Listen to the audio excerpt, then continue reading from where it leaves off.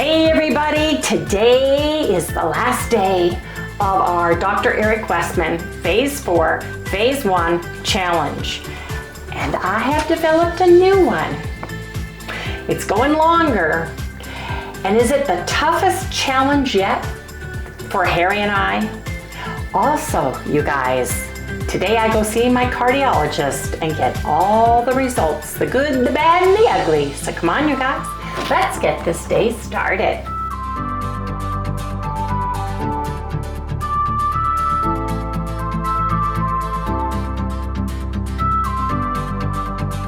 Hey everybody, good morning, welcome all you new folks, and welcome back everybody to Loving It on Keto.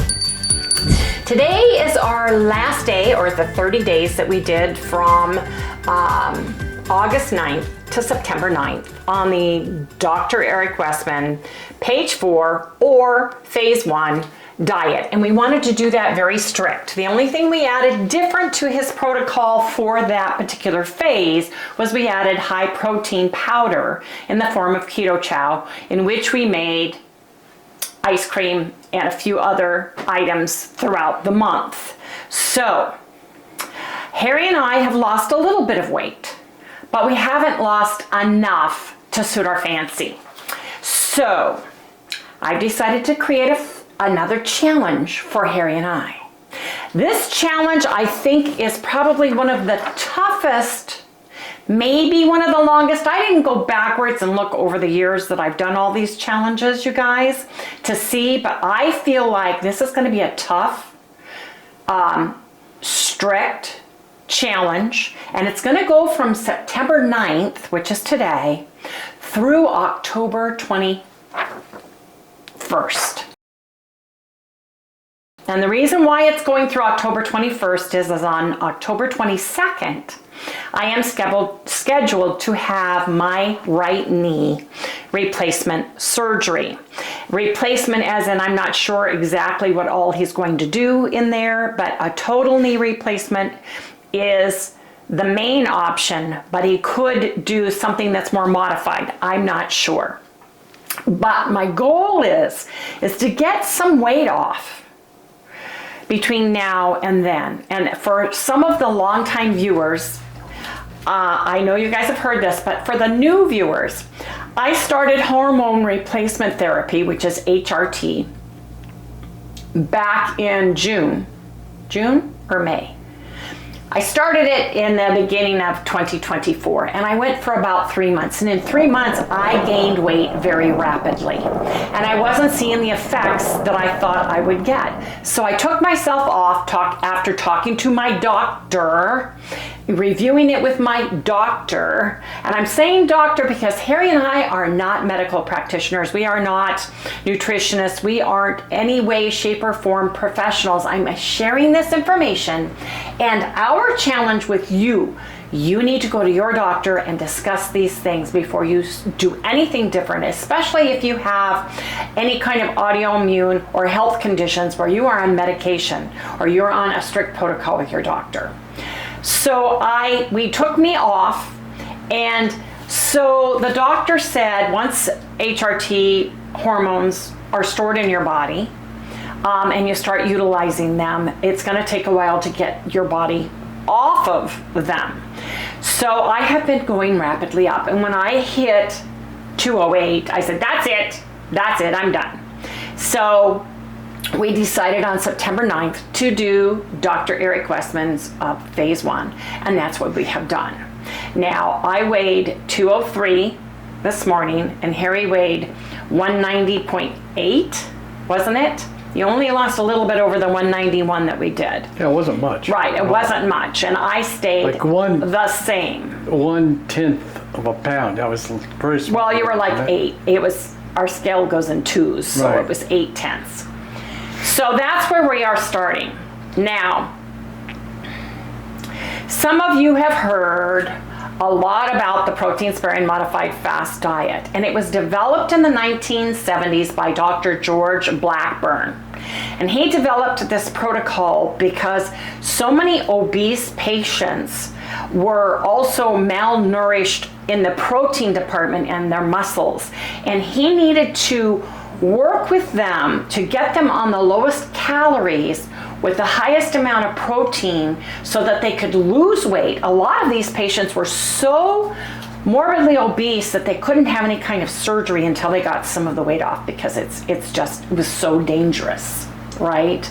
So he developed a protein sparing modified fast protocol for these patients where you were eating enough protein to spare the protein mass that is in and stored in your muscles, because your muscles are the protein in your body. That's where you store all your protein. So he wanted very low calories. He wanted very low fat and no carbs, but he wanted enough protein so that the people wouldn't be starving their body and pulling nourishment from their stored muscles, but they would be using the fat on their body, become fat adapted, pull the fat out and use that for fuel. It's like changing the gas in your engine from going from electric engine to a gas engine and reverse. You're using a different fuel to burn for energy in your body. And this worked fabulous. It worked so well that some of the early and long-term people out in the ketogenic field have utilized that to help their group of people and the people that follow them this particular protocol for a very long time, and it works. There are so many doctors that have used it. Athletes use it to shred, to quickly drop that extra bit of fat on their bodies for competitions. And, you know, Maria is one of the proponents of that, Craig and Maria, and, you know, realizing that it worked, doing the research. So what Harry and I are going to be doing is we're going to be doing another challenge for us. You can join if you would like, but please talk to your doctor or your medical practitioner to see if this would be right for you. So for September and October, Loving It on Keto Challenge from September 9th to October 21st, on Monday, Wednesday, and Friday. And I've done it this way instead of a calendar. This is nice because you can use this any month. You don't have to rewrite it. It's here for you. We are doing a protein sparing modified fast consisting of high protein. We're eating 500 to 700 calories and a 0 carb day. It's also almost as low as you can get fat wise. You know, 30 grams is the highest fat intake, down to about 10 to 12 grams of fat eaten naturally in the food you're going to be eating. You need about 10 to 12 grams of fat a day in order for your body to absorb and utilize the fat absorbable vitamins that you need for your body. That's why it's almost impossible to go 0 fat unless you are eating the leanest wild animals, such as like a deer or an antelope or a rabbit or any of those things, and it's not healthy. You need a dinky winky bit of fat. You don't need any carbohydrates. Out of the 3 macros, you need fat and protein, or you'll die. Your body needs those things. They absolutely need those, but they do not need carbohydrates. Your body, through gluconeogenesis, can convert the little teeny weeny bit of glucose it needs to feed your brain and any other part of your body. So it doesn't need it at all. So you can set that totally aside on the protein sparing modified fast days and just go for the lean protein. The boneless, skinless chicken, the water-packed fish, or fresh fish with a little squeeze of lemon if you have to have something on it. But you do need electrolytes on a protein sparing modified fast day. So you can do that by eating additional salt. You can do that by eating a great form of electrolytes. And we have several that Harry and I use. We use electrolyte drops. You can put it in your coffee or your drink. There are tablets, and I'm sharing the ones that we use. This is salty. It's by Keto CHOW. They're tablet form if you don't like the taste of salt. Some people are hypersensitive foodies, and they just can't stand the taste of salt. Take a tablet. There is Clean Slate, which is pure, 100% pure electrolytes with no flavoring in them. I enjoy my flavors of electrolytes, right? Soul Tea, great. We have Real Light, right? There's Real Light that you can use. There is Element. There is Electro Slim. I've got all kinds. This one was Dr. Kelly, and she's got some. So there are several great ones out there. It depends on you and your body. I would get the ones that you like best, and I would specifically, intentionally pre-use it in the morning of my protein sparing modified fast day. You need magnesium for the heart rhythm. You need the electrolytes. You need those things. So I'm just stressing the point, the power and the helpfulness of electrolytes, because you want to feel good while you're doing this. Now that is Monday, Wednesday, and Friday. And the reason why I say 500 to 700 calories is, Harry's, men generally have a denser muscle mass. They are usually a taller, larger built, larger boned, structured person, and they need more energy normally than women. And I'm saying normally. I'm 5'9", Harry's 5'7.5". So we kind of eat this, we need the same amount to be where we are at body-wise. But if Harry were 6'2" and had a larger bone frame, he would need a little bit more, especially if he were working out and had a larger muscle mass. He would need a little bit more of the calories. So it's up to you, but you want to keep them low. So Monday, Wednesday, Friday, Monday, Wednesday, Friday, here they are. We're going to be doing protein sparing modified fast. On Tuesdays, Thursdays, and Saturdays, every other day, we're going to be either eating a regular keto, ketovore, or carnivore diet. So you can do this if you're a carnivore. You can do this if you're a ketovore. You can do this if you're keto, like Carrie and I are, utilizing Dr. Eric Westman's guidelines and trying to stay within the fat count that he has on his phase 1. That seems to work really good for Harry and I. Not the super high fat computer YouTube original, the keto diet where you have to eat, super high amounts of fat, moderate, protein and low carb. That's not the one we're going to be doing. Now, caveats to phase 1. We're going to continue to keep, keto chow in the mix.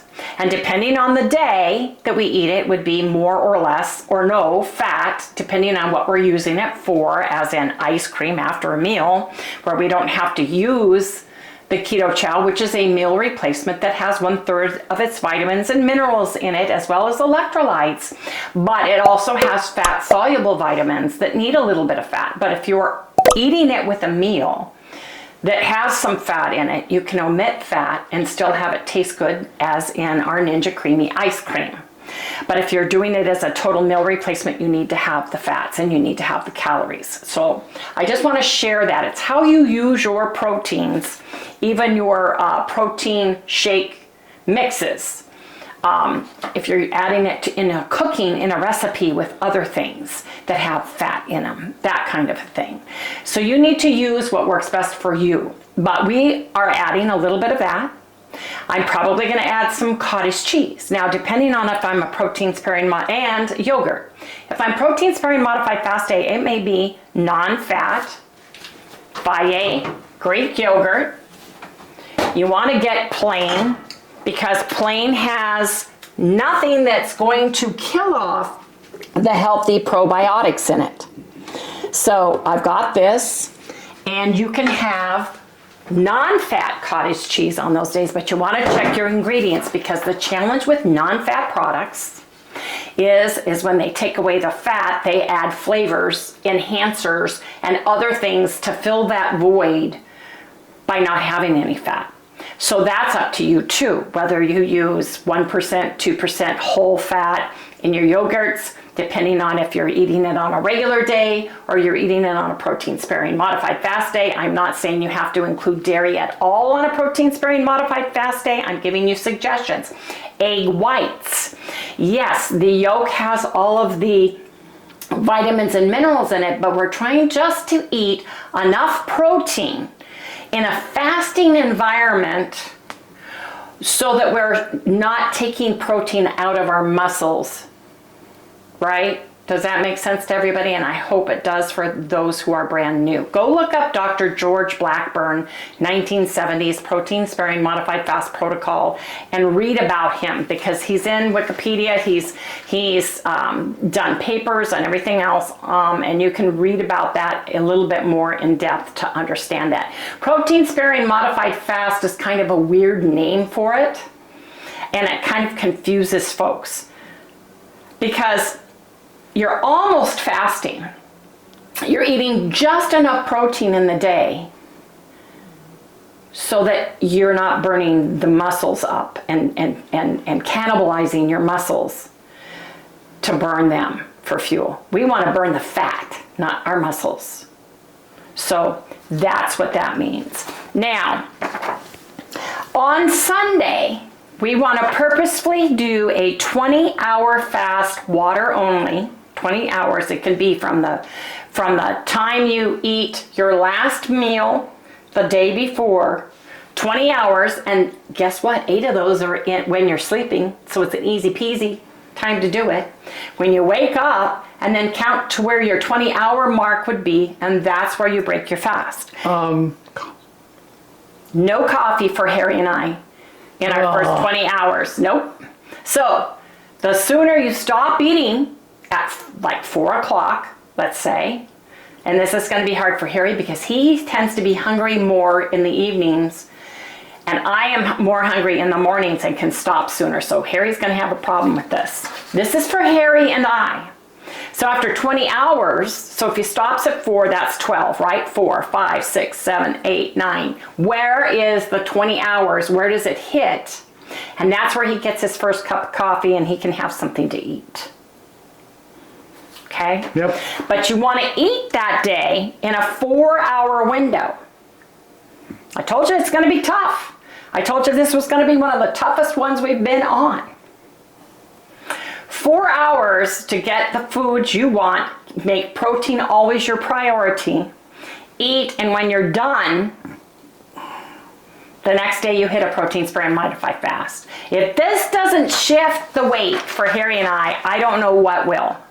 This is the last resort, toughest challenge that I have to get me to where I want to be and get my stubborn body back in order. Okay, and the reason why we do challenges is because we know how to maintain our weight. Because your body is a wonderful engine. You know, you can rev it up for so long and it starts learning, and that's where it kind of evens out and stays. It's like the RPM on your car. When you're in first gear, you know, you rev it up to somewhere about 3 RPM and then you shift a second and then it goes low again and then you rev it up again and then you shift it. You know, then you rev it up and then you shift it. To downshift it, you have to put your foot on the clutch and go backwards, right? You have to back shift back into second, and then you want to go down, and then it starts high, and then you're backing off, and then it goes to first, and then you're backing off some more, and then you finally come to a stop. Does that make sense for those of you who used to drive a clutch? That's what I learned. In other words, you're making your body utilize fuel. And if it can't get it from external factors, it's going to get it from internal factors. Fat for fuel. If you're not sucking in carbohydrates and sugar for energy quickly, your body has to find fuel from somewhere, so it's going to grab the fat. Now, when you're just cruising along, you've got the cruise control button on. It's the most energy efficient part of the car because it's only taking that little bit of gas that it needs just to keep it right steady on cruise control, right? So we want to get it off cruise control. We want to get that button off. We want to rev our engine up. And then we're going to go down a little bit the next day by giving it more fuel. And then, we're going to hit it again hard the next day, rev that engine up, and we're going to keep cycling that back and forth from the 9th to the 21st. That's what Harry and I are going to be doing. So I'm hoping that some of you are brave enough to jump on the bandwagon to do this. Please, please, please make sure you have electrolytes. Make sure you have magnesium at hand. You have salt at hand, a good sodium, like Himalayan pink salt, Celtic sea salt, Redmond real salt. I like the mines that are mined deep within the earth, like Redmond real salt, the pink Himalayan mines, because that salt is unadulterated. It does not have nanoplastics in it. It does not have all the trash and garbage that we've dumped into our oceans forever. It's not washing onto shore or into the salt beds of the mining companies that do the sea salt mining, right? So I prefer, for me, the Redmond sea salt and the Celtic sea salt. I mean, not Celtic sea salt, pardon me. That's good, but it's not as good because, again, it's from the ocean and there might be nanoparticles in it. Himalayan pink salt, the real deal, the real stuff, or Redmond real salt mined from deep within the earth, Mother Nature. You're getting all the minerals and everything that comes along with it. That's why there's different colors in the salt. There's different colors in the salt because those are the natural minerals that are in there. I'm trying to get some so you can see it. This is the coarser salt, and you can see it better in here. And yes, may include a little bit of minerals or a little bit of earth. If you look at the different colors, it's got all the different minerals in there. It's mined deep within and it's got all the minerals in there. It's not the table salt, which has been stripped and bleached, and it's absolutely dead and void. It's like distilled water. 0 minerals in it, unless they've pushed minerals back into it like iodine. They've added that back because they've stripped it of everything. So I just want to share that with everybody because that's what Harry and I are doing. I'm going to put this somewhere. I'll put it in this cup. And even if you make something as simple as Soleil water, which is you take your rock salt, your Himalayan salt, your pink salt, you put them in water and you allow that water to saturate with the minerals and with the sodium content in there, and you take a shot of that once or twice a day. But you got to make sure it's the good stuff. It's the Himalayan pink salt. It's the Redmond real salt. It's mined deep within the earth. And you can look up Soleil water recipes online. It's super easy, super simple. You still may need to take a magnesium supplement, which Harry and I do every single night before we go to bed. We also use Calm, which you can get at Costco. You can get it on Amazon. You can get it anywhere. And this is a magnesium supplement as well. The good news about Redmond is they put the electrolytes in it. LMNT has good electrolytes in it. There's so many out there that are good that have it. Just look for it and look at the carb count because that's the most important part. But this is what we're doing, and it's on your mark, get set, go. It's today. We're a protein sparing modified fast day. Plus I have my doctor cardiology appointment. So I have boneless, skinless chicken thighs.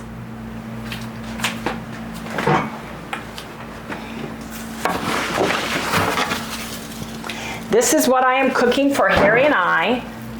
Plain, with a little bit of seasoning that has no sugar, no carbs in it, right? Like my Redmond organic seasoned salt. Finally got my big container again, which I'm super duper excited about. My organic seasoned salt.